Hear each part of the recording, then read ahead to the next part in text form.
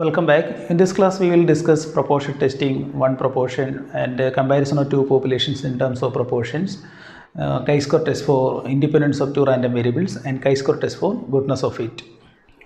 First of all, we will consider proportion test, one proportion. Suppose P is the population proportion and we want to test the null hypothesis H0. The population proportion has a specified value, say P0, against the alternate hypothesis H1, either P less than P0 or P greater than P0 or P not equal to P0. So in all these type of proportion testing, usually we will take large samples. If X is the number of times an event occurs out of n independent trials or n independent observations, then X by n is the sample proportion. And here we are considering n as a large sample, n large sample.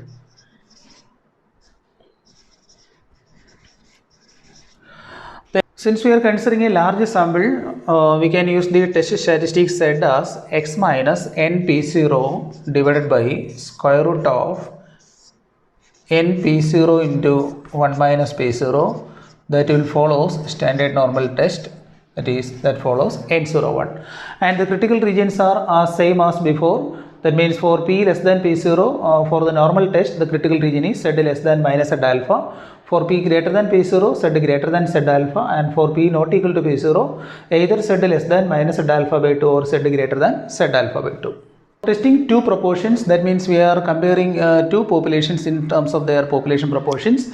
Suppose the null hypothesis is H0, p1 equal to p2 against the alternative hypothesis H1, either p1 less than p2 or P1 greater than P2. That means here we are considering these two proportions testing in the case of comparison of two populations only in terms of their population proportions.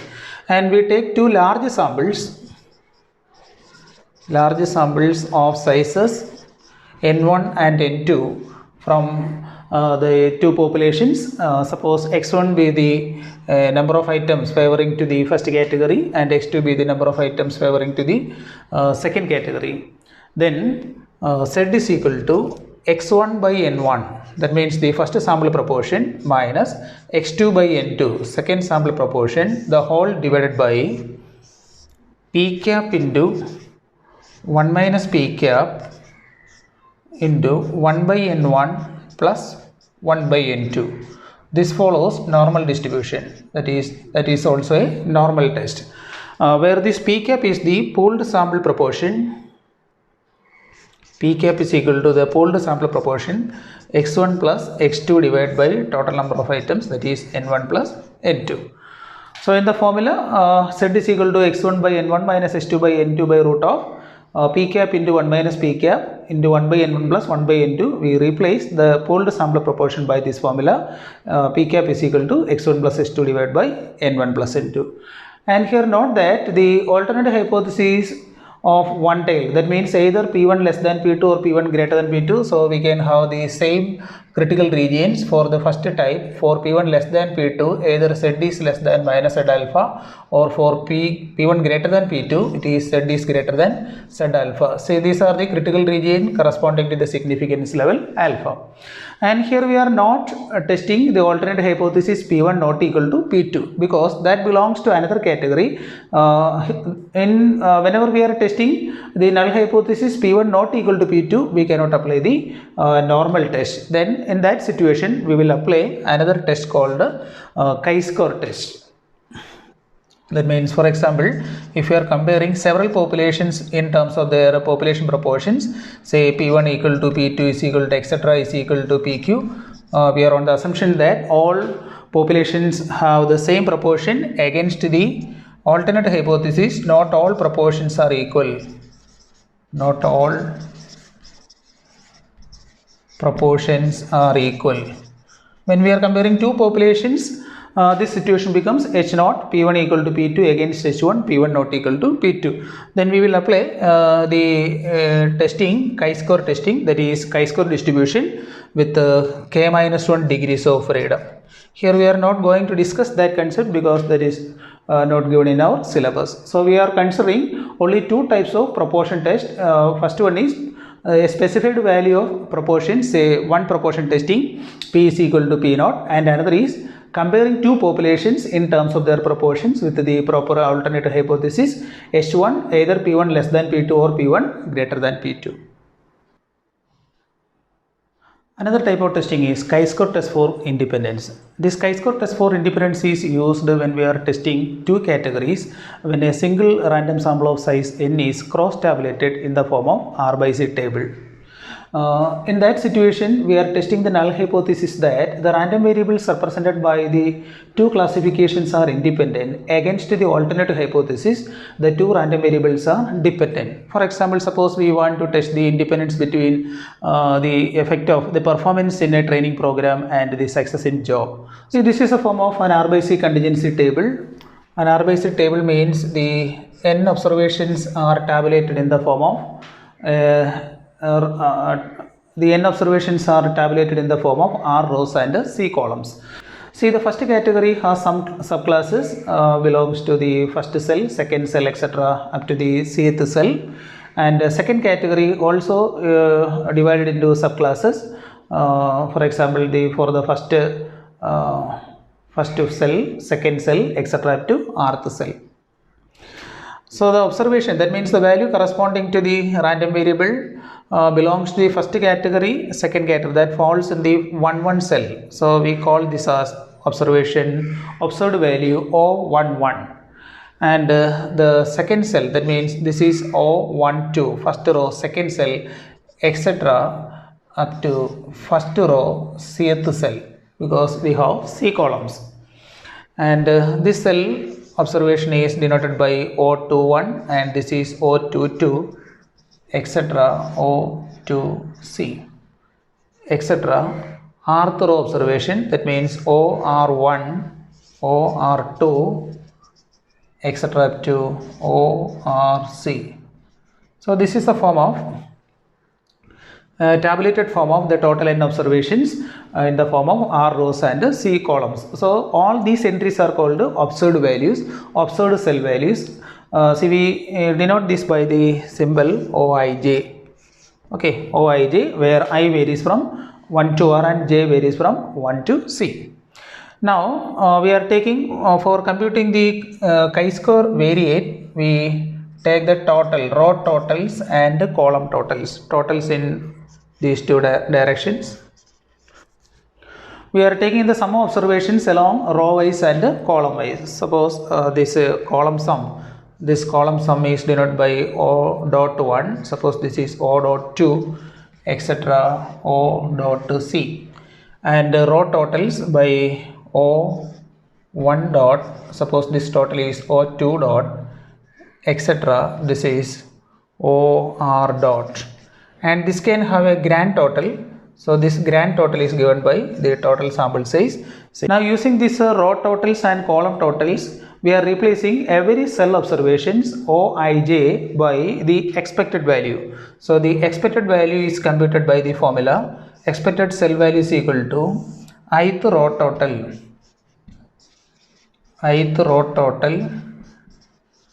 into jth column total divided by grand total.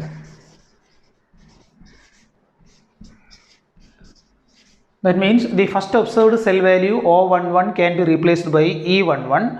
And what is that E11? E11 is the first row total O1 dot into first column total O dot 1 divided by grand total n. We get a number, and that number is called the expected cell value E11. And similarly, we can compute all the Ij cell values by this formula expected cell values Eij is equal to ith row total into jth column total divided by grand total. Now using this observed cell values and expected cell values, we will construct a chi-square test statistic. For testing this hypothesis H0, the random variables represented by the two classifications are independent against they are not independent. We use the chi-square test statistic as chi-square is equal to double summation Oij minus Eij the whole square divided by Eij, where this I varies from 1 to R, J varies from 1 to C. So this is the computed value of chi-square or the test statistic. Chi-square is computed using this formula, and we can see that this follows chi-square distribution with some degrees of freedom. The degrees of freedom is R minus 1 into C minus 1, R minus 1 into C minus 1 degrees of freedom, where R is the number of rows and C is the number of columns. Subtracting, we get R minus 1 and C minus 1, take their product, and that product will be the degrees of freedom. And here the critical region is if the computed value of this chi-square is greater than the corresponding tabled value at significance level alpha, with respect to the degrees of freedom R minus 1 into C minus 1, we will reject the null hypothesis. So in this chi-square test statistic, or in this chi-square test, if the computed value of chi-square is greater than the tabled value, we reject the null hypothesis. We reject H0. That means we reject the H0 that the two categories are independent. Then we automatically accept the null hypothesis, they are not independent. Another chi-square test is chi-square test for goodness of fit. In this case, we are testing whether the random variables has a specified distribution. Against the alternate hypothesis, the random variables does not have that particular distribution. Here we are considering a tabulated data. The data is in the form, the values of the random variable against some frequencies. These are the observed frequencies corresponding to the values, say x1, x2, etc. xn, and the observed frequencies may be f1, f2, etc. fn. And for this tabulated value, suppose we are assuming that this tabulated values of random variable forms follows some distribution. For example, this follows binomial distribution, and on the assumption we are computing the theoretical frequencies. Okay, that means we are computing the theoretical frequencies based on binomial distribution, because we are fitting a binomial distribution to this data and calculating the new theoretical frequency, say f1, f2, etc. fn. Now we are checking whether our procedure is correct or not. That means whether that distribution actually follows the binomial distribution or not. If the distribution is, if the random variables are taken from, or if all the values follows the binomial distribution, then our fitted values, that means f1 and the computed theoretical values, theoretical frequencies capital F1 are identical. Otherwise, there may be some difference in these observed frequencies and theoretical frequencies, and that is called the difference F minus theoretical frequencies. So that will have a magnitude, say modulus of F1 minus capital F1, and similarly this is F2 minus capital F2, etc. Fn minus capital Fn. So we want to reduce that much error. So this is called the error in our fitting. Okay, so we want to reduce that much error. So in order to reduce, or in order to arrive at a conclusion that the random variables follows that specified distribution against that random variables does not follow that distribution, we will use the chi-square test statistic. Here the chi-square test statistic is used as sigma I is equal to 1 to n, sigma I is equal to 1 to n observed frequencies, that is OI minus expected frequencies EI, the whole square divided by EI. This follows chi-square distribution with n minus m degrees of freedom. Here what is m? Here m is the number of parameters computed for fitting the distribution. For example, if you are fitting a binomial distribution, we are finding x bar from this sample observation and equating that x bar with nb, and from which we are computing p. So we are computing one parameter for fitting binomial distribution. For fitting Poisson distribution, similarly we can have the sample mean, and we are equating sample mean with the lambda. So for fitting binomial or Poisson distribution, number of parameters computed using sample observation is 1. So in that case we can take m is equal to 1. Okay, so this chi-square test statistic is sigma I is equal to 1 to n yi minus ei the whole square divided by ei follows chi-square distribution with n minus 1 degrees of n minus m degrees of freedom.